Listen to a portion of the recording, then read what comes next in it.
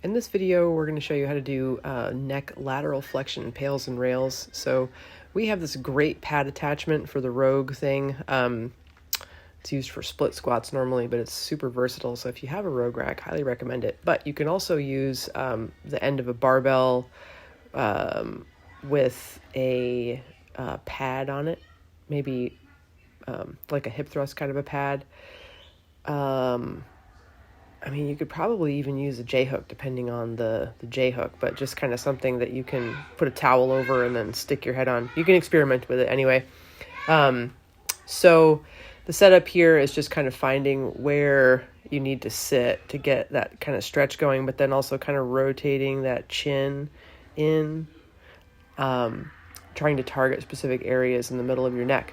However, if you're someone that does neck cars and finds pinching pain as you go through the range of motion, you need to keep working on regular neck flexion, and skip this one until you are pain-free with the cars. And it might not be pain, but like as you go through that car, if you're moving towards a direction and it starts to get a little bit of a pinch in the back of the neck, that just means that you don't yet have enough space in those joints to be doing something like this lateral flexion stuff. A light stretch is not going to hurt you, that's for sure, but I would just be a little cautious with these if that is the case, if you really do want to try it. But the main priority is still really kind of working that deep flexion. So that would be what I would recommend, is just continuing to do neck flexion, pails and rails, if that's you. Otherwise, you get in here, you get your stretch. Usually in our programs, we do 1:30 and then some pails and rails just to take up that 2-minute time that is the minimum for connective tissue architecture improvement.